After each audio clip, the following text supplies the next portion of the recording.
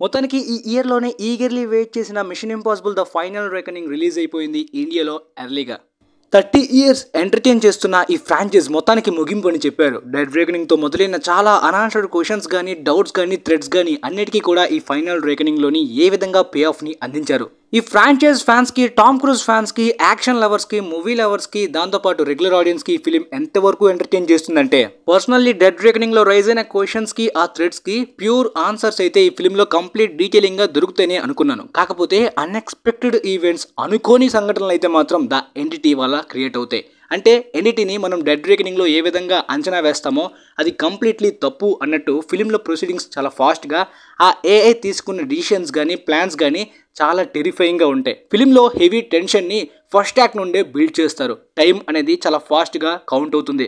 'Dead reckoning' క్లైమాక్స్కి Ethan ఏదైతే plan వేస్తాడో ఆ plan ఇప్పుడు ప్రొసీడ్ అవ్వడం కష్టమని తెలుస్తుంది. సో నెక్స్ట్ తను ఏ డిసిషన్ తీసుకోబోతున్నాడు, ఈ ప్రమాదాన్ని ఎలా ఆపుతాడు అనే అన్‌ప్రెడిక్టబుల్ సస్పెన్స్ కూడా చాలా హెవీగా స్క్రీన్ ప్లేలోనే మొదలవుద్ది. ఆ ఫస్ట్ యాక్ట్లోనే ఏఐని ఫేస్ చేసే సీన్ చాలా టెరిఫైయింగ్గా ఉంటుందన్నమాట. దాంతోటి ఈ ఎంటైర్ ఫ్రాంచైజ్లోనే మోస్ట్ డెడ్లీయెస్ట్ పవర్ఫుల్ విలన్గా ద ఎంటిటీఏ అనే రేంజ్లో సెటప్ ఉంటుంది. యాక్షన్ వైజ్గా ఓషన్ యొక్క డీపెస్ట్ డెప్త్కి వెళ్ళేలాంటి స్టంట్ సీన్స్ కానీ, ఆ అడ్వెంచర్ సీన్ నిజంగా జా డ్రాపింగ్గా ఉంటుంది. చాలామంది ఆ సెవెస్తపోల్ సబ్మెరీన్ సీనే క్లైమాక్స్కి వచ్చేసామా అనుకుంటారు. కానీ ఎంటిటీ యొక్క real manipulation and main suspense అక్కడ నుండే మొదలవుతుంది. సినిమాలోని ఫస్ట్ హాఫ్లో అయితే మాత్రం ఏ ఒక్క డైలాగ్ కానీ మిస్ అయినా కంప్లీట్గా కన్ఫ్యూజన్ అనేది క్రియేట్ అవుతుంది. అంత కాంప్లెక్స్గా ఫస్ట్ హాఫ్ అనేది రన్ అవుతుంది. సో మీరు కాన్వర్సేషన్ డైలాగ్స్లో ప్రతిదీ కూడా స్పష్టంగా అబ్జర్వ్ చేస్తేనే ప్లాట్లో ఎలాంటి డైవర్షన్ కూడా లేకుండా కంప్లీట్ క్లారిటీ ఉంటుంది. 'డెడ్ రెకనింగ్' కన్నా కన్ఫ్యూజ్ అయ్యేలాంటి మ్యానిపులేషన్ అనేది మొదలవుద్ది. దాంతోపాటు ఓల్డ్ ఫ్రాంచైజ్కి, ఓల్డ్ 'మిషన్ ఇంపాసిబుల్' ఫిల్మ్స్కి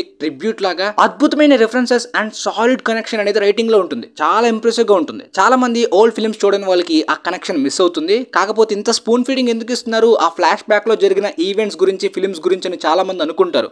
కానీ థర్డ్ పార్ట్లోని ర్యాబిట్స్ ఫుడ్కి దీనికి ఉన్న కనెక్షన్ గురించి ట్రైలర్ బ్రేక్ డౌన్లో నేను ప్రిడిక్ట్ చేసినట్టే ఫిల్మ్లో అదిరిపోయే ట్విస్ట్ అయితే ఉంటుంది. ఇన్ఫ్యాక్ట్ ఆ ట్విస్ట్ చాలా మందికి అర్థం కాదు. థర్డ్ పార్ట్ని రిపీట్ వేసే వాళ్ళకి, కంప్లీట్గా ప్లాట్ని అబ్జర్వ్ చేసే వాళ్ళకి అద్భుతమైన ఫీలింగ్ ఇస్తుంది అనమాట.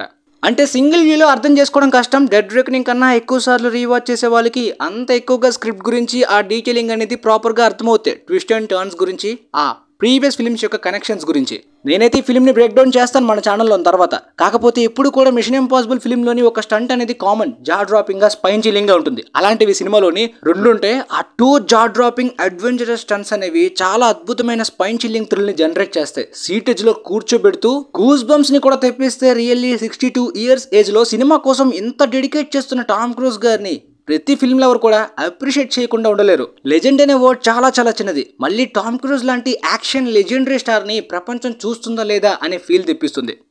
కొద్దిగా ప్లాట్లో ఉన్న కన్ఫ్యూజన్ అనేది టెనెట్కి సిమిలర్గా ఉంటుంది. కాకపోతే కొద్దిగా మైనస్ పాయింట్స్ ఏమైనా ఉన్నాయంటే రెగ్యులర్ ఆడియన్స్ అర్థం చేసుకోవడం చాలా కష్టంగా ఉంటుంది. ముఖ్యంగా ఫస్ట్ హాఫ్లో ఏమైనా మిస్ అయితే మాత్రం ఆ కనెక్షన్ స్టోరీలో వాళ్ళకి మిస్ అవుతుంది.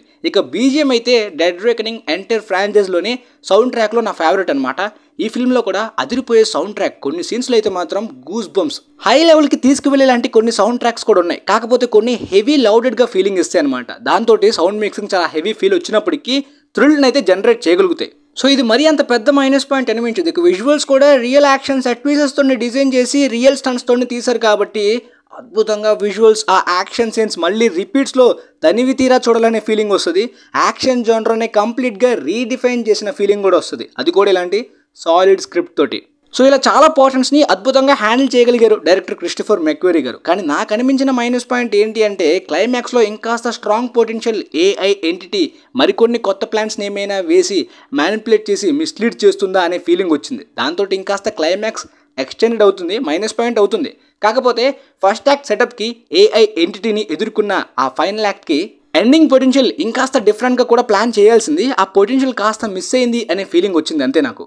బట్ క్లైమాక్స్లోని సీట్ ఎడ్జ్లో కూర్చోబెట్టేలాంటి ఆ స్టంట్స్ కానీ, ఆ థ్రిల్లింగ్ మూమెంట్స్ దాదాపుగా ఒక 40-50 మినిట్స్ వరకు అలా కంటిన్యూస్గా ఉంటాయి. కానీ ఏఐ ఎంటిటీకి సంబంధించి ఇంకేమైనా డిఫరెంట్గా క్లైమాక్స్ ప్లాన్ చేయడానికి మేబీ వాళ్ళకి ఆ స్పేస్ దొరకకపోయి ఉంటుంది. బట్ పర్సనలీ నాకైతే ఆ టెరిఫైయింగ్ విలన్ సెటప్కి క్లైమాక్స్లో ఆ టైప్లో నేను ఎక్స్పెక్ట్ చేశాను. ఆ పొటెన్షియల్ మిస్ అయిన ఫీలింగ్ నాకైతే పర్సనల్లీ అనిపించింది. ఓవరాల్గా ఫ్రాంచైజ్ ఫ్యాన్స్కి ప్యూర్ యాక్షన్ లవర్స్ కి అండ్ మూవీ లవర్స్ కి ఎక్కడ కూడా డౌన్ అవ్వని ఫ్రాంచైజ్ గా ఒక సాలిడ్ ఫినాలినే ఈ ఫిలిం లోని అందించారని చెప్పాలి. చూస్తున్నంత సేపు కూడా ఆ స్టేక్స్ చాలా హెవీగా, అన్ప్రెడిక్టబుల్ గా, హెవీ టెన్షన్ తోటి ప్యూర్లీ సాటిస్ఫై చేసింది. మళ్ళీ రిపీట్స్ వేయడానికి కూడా రెడీ. నేను ఫైనల్ గా ఈ ఫిలిం కి నేను ఇచ్చే రేటింగ్ 9/10. ఒక ఆ క్లైమాక్స్ పొటెన్షియల్ విషయంలో తప్పించి, లేదంటే ఎంటైర్ ఫ్రాంచైజ్ లో ప్లాట్ పరంగా డెడ్ రేకనింగ్ నాకు బాగా ఫేవరెట్. యాక్షన్ పరంగా Fallout and Rogue Nation. Weakest అనిపించేది కేవలం ఆ సెకండ్ పార్ట్ మాత్రమే ఫ్రాంచైజ్ లోని. మొత్తానికి మీ బ్రెయిన్ నే మెల్ట్ చేసేలాంటి adventurous real stunts and heavy suspense and terrifying villain character and complex script తోటి థియేటర్స్ లో మిస్ అవ్వకూడని ఎక్స్పీరియన్స్ అందించారు ఈ ఫిలిం తో. నా రివ్యూ మీకు క్లియర్ గా అర్థమైంది అనుకుంటా. వీలైతే ఈ వీడియో మీ ఫ్రెండ్స్ లో ఉన్న వాళ్ళకి కూడా షేర్ చేయండి, వాళ్ళకి కూడా యూజ్ అవ్వచ్చు. And thanks for watching guys.